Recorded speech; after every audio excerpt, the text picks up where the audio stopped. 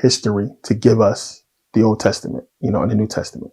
So they believe that this stuff happened. Oh, the Bible is real. This stuff is true.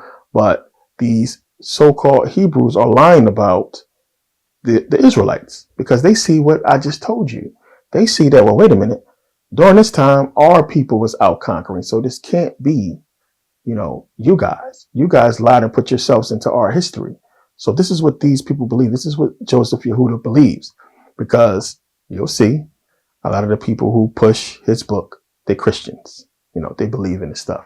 And it's a big deal that they're trying to basically put, Greece on this high pedestal as being the creators of all this stuff. And they're overlooking a lot of things. So even though Joseph Yehuda his book does go to helping us prove our point, it's still him basically trying to take credit for being the bloodline or the so-called true people, and that the story is basically made up, and we should look to Christianity to get the truth, because it's like, okay, well, the Old Testament is iffy.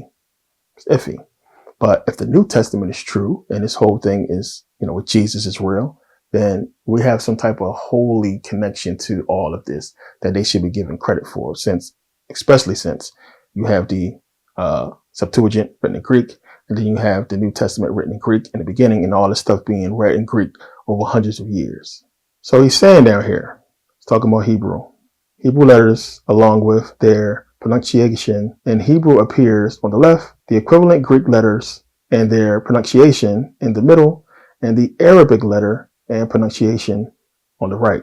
As already stated, the research of J. Yehuda restores part of a universal truth that has fallen unto oblivion for millennia. Not only is the Hebrew language Greek wearing a mask, in other words, a distorted version of Greek, but as we have announced at international conventions, there is no other language on the face of the earth except Greek. Now, let me jump in real quick so you can understand that clear, because I know what you're going to say. Well, wait a minute. What about Chinese? What about all these African languages? He's talking about far as like the Western languages, the established languages, the languages that we deal with the most. So during this time, this is what they know. They know about, the Indo-European languages, and they all stem with Greek. And that's basically a proven fact. You go back and look at these languages, Greek, as I showed you guys in that game when I was reading the Greek, and I said, hey, this is not an A, this is not an H. It's not what you think it is, because, English wasn't invented yet when those manuscripts were written. So clear as day, when we look at English, we can see that it comes from Greek. And then you start to go back and look, and you see that there's this connection. Because remember, we have what Cantonese, what they're speaking in China. It's a huge connection between the Chinese and the Greeks. We know, as I talked about, some deal had to be done between them and China. Huge connection with them. And then we start to look over and we seeing these similarities when you start comparing a lot of these languages, with Greek. And we're going to get into this later, not in this video, but in another video, because you have to look at that. And it was as if everybody, as I said, is in on whatever's going on. Plain and simple. So this is why he said that. But there is, it's debatable, and there is a lot of information to support what he's saying. Goes on to say, a few years ago, we made this statement at a convention of the Literary Society Parnassus titled The Ecumenical Character of the Greek Language, where we use text and images to prove this statement. All other languages are just descendants or distorted dialects of Greek, adopted by the peoples. Finally, we present one of the tables compiled by the undaunted scholar J. Yehuda, where Hebrew letters, along with their pronunciation in Hebrew, appears on the left, the equivalent Greek letters and their pronunciation in the middle, and the Arabic letters and pronunciation on the right. And the preface just above the table shown below, Yehuda's first theorem is written, to wit, the Greek and Hebrew alphabets demonstrate striking similarities insofar as the order of the letters is concerned, their names, their shapes, and their pronunciations. In conclusion, Yehuda has scientifically proven that both Hebrew and Arabic are Greek in their origin, as is true with the other languages of the world. It is to be regretted that the speakers of this distorted Greek dialect do not take advantage of this so as to elevate themselves to free and Christ-loving Greeks. So you understand what I'm saying? These guys, they believe in the New Testament more so. As their compatriot, Yehuda has done. Many of them prefer to live in the dark. It is the fact that is to be pitied that some are fanatics who hate everything Greek, especially her history and her language. In the past, many such men appeared in the Roman state as politicians, academics, or administrators in the public sector and fought against everything that was Greek. Nowadays, such men cooperate with the global powers that are propelling the world towards destruction, a destruction that can only be avoided by a rebirth of the only salvation for humanity, Greek civilization. So, this dude is delusional in his conclusion, but he understands what he's saying as far as, this stuff being Greek in its origin. And he's scientifically proven, and I talked about that. This is one of the reasons why the book just fell off the face of the earth, because he proved it. Don't care what anybody who don't speak the languages say, and who hasn't read the book or who hasn't done the history on it. He proves it 100%, and everybody agrees. Even if they don't want to talk about it or put it out there, of course they're not going to do that. Nobody's going to go against Rome and the Jews. It's just not going to happen. They're not going to lose everything. Whatever institution that you're working in, whatever situation that you're in, they probably own it. They probably own it. Probably own the bank, who has your house. They own, job, road, streets, so on and so forth. People understanding what's going on, and they don't want to lose their jobs, and they don't want to lose their life. Now, there's other ways to figure this thing out. And I talked about before, just looking at the history of the Greeks, and you can see they're clearly the Hebrews. So when you understand Greek customs, the culture, what they did back then, we find the same thing with the Jewish religion. So we know the Greeks did human sacrifices. They depicted it on the vases just like they did their mythology. Human sacrifices was accepted and allowed during Greek times with these Greeks. Sacrificed animals, they sacrificed on altars, burnt sacrifices, everything that we read about when it comes to this whole Moloch and what's happening with the Israelites, the Jews in the Bible. We see the Greeks already doing this stuff when we go back and look at their history. So we know that it's this connection. We know it's this history that we can see with the Greeks and the crazy rituals that we find with the Jews. So what happens a lot of times is a lot of you guys send me videos on things pertaining to what I talk about. One of the videos that I had seen already, but somebody sent me, that was pertaining to Jeffrey Epstein and his whole situation and what happened with him. And a lot of people don't know about this whole thing. If you don't know about Jeffrey Epstein, go and Google him and look it up. We're going to get into it a little bit here. But you have to think about the allegations, because that's the crazy shit. Just the allegations of what they were saying this dude was doing on his island. So Epstein's island, supposedly child rape, child sex trafficking, human sacrifice, all kinds of crazy, sick shit. And he's a Jew, of course. Epstein. Steinstein, is Jewish.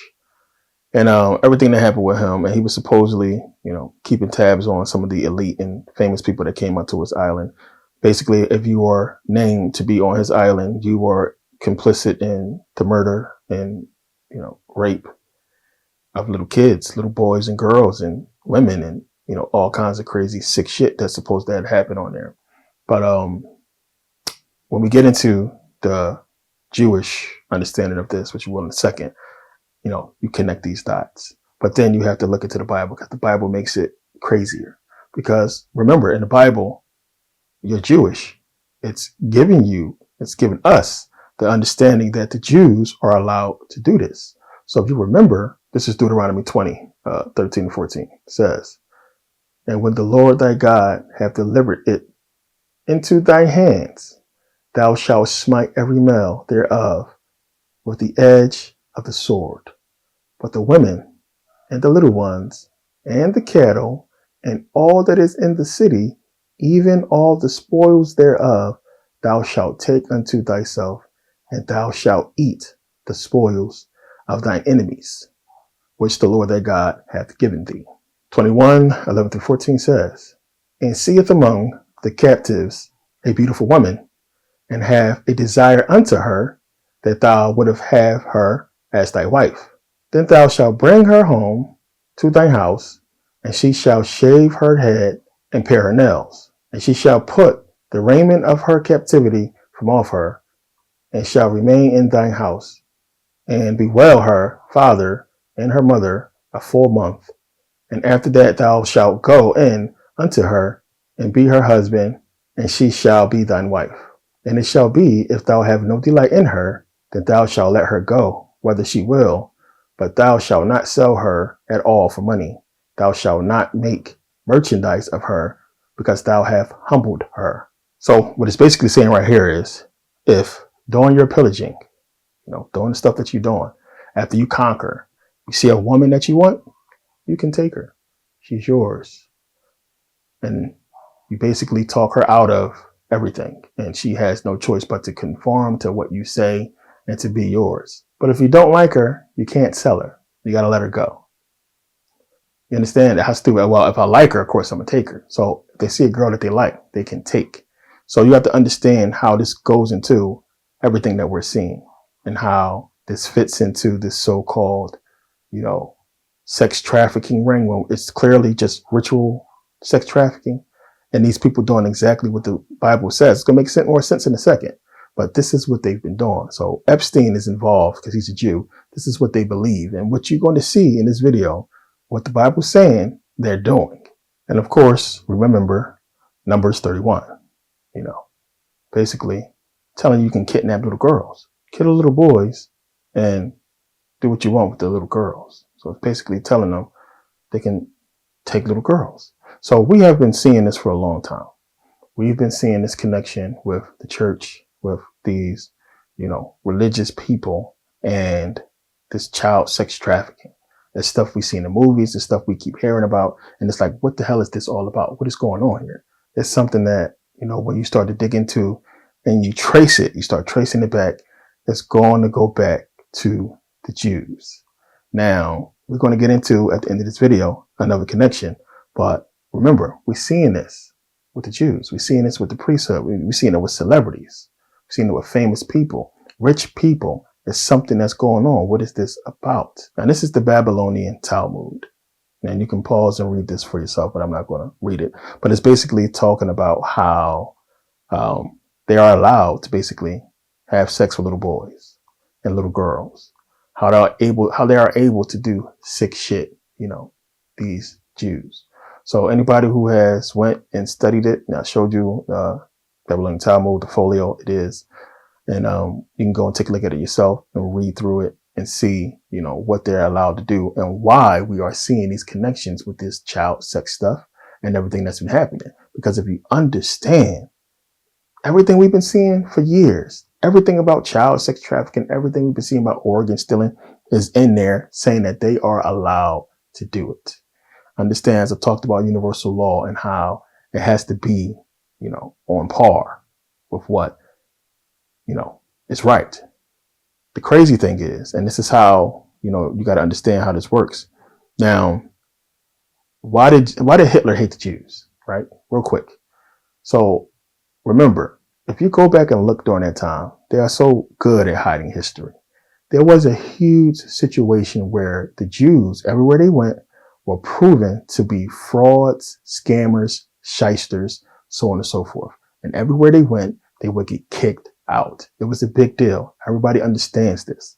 So when the Jews were flourishing in Germany and doing what they was doing, Hitler was basically saying, they've been kicked out of everywhere they've been. It's their fault. These are the people who basically bringing down our civilization. They got to go. And what ensued. But if they don't tell you that history, that these people as a people have a history of going around the world and destroying the civilization they go into, taking over the banks, taking over the system. This is what they're known for. And they were kicked out of everywhere. You can go and look for yourself.